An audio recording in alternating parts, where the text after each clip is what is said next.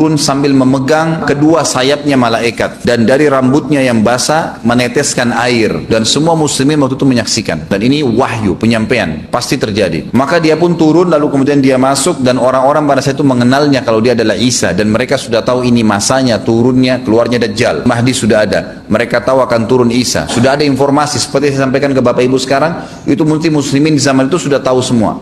Maka Isa pun alaihissalam waktu itu dipersilakan oleh Mahdi untuk jadi imam, maka dia pun mengatakan tidak, imam dari kalangan kalian. Dan kata Nabi SAW, ini kemuliaan bagi umat ini karena Nabi sholat di belakang umat ini. Semestinya kalau ada Nabi, pasti Nabi jadi imam, tidak mungkin digantikan oleh manusia biasa. Tapi waktu itu Imam Mahdi menjadi imam dan Nabi Isa sholat di belakangnya. Perlu anda tahu juga hadis Nabi SAW yang sahih yang berbunyi, kalau Musa dan Isa hidup di zaman aku sudah diutus, niscaya keduanya akan jadi pengikutku. Jadi memang kena kebenaran agama ini dibawa oleh Nabi SAW. Sholatlah mereka, kemudian mereka menuju ke Palestina. 3 tanda-tanda kiamat sekaligus terjadi. Nabi Isa alaihissalam akhirnya tiba dengan pasukan mujahidin di depan pintu gerbang Babulut. Kemudian orang-orang Yahudi tidak kenal, tidak tahu Nabi Isa, tidak tahu tentang itu Mahdi. Mereka belum tahu ini. Mereka berbangga-bangga saja. Lalu mereka berkata kepada Dajjal, ada pasukan, segelintir pasukan yang mau menyerang kita. Dajjal mengatakan, bukakan pintu gerbang. Mereka tidak akan mampu melawan kita karena pasukannya mereka banyak memang. Maka Dajjal dengan sombongnya menunggu di depan pintu gerbang. Pada saat dibuka, Dajjal kaget melihat ada Isa alaihissalam. Dan pada saat itu kata Nabi SAW, Dajjal faham kalau sudah tiba ajalnya. Begitu melihat Isa alaihissalam, dia lari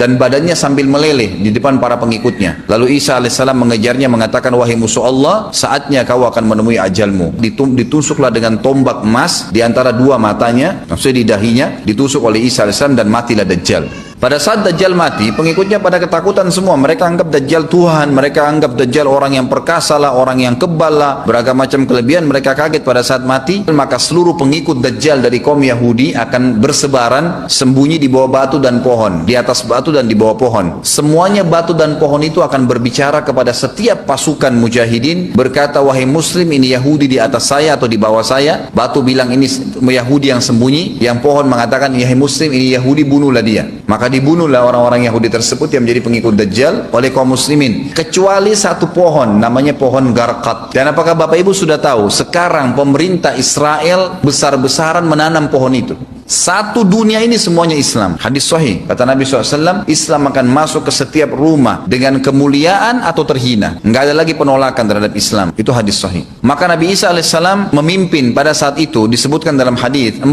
tahun dengan ketenangan,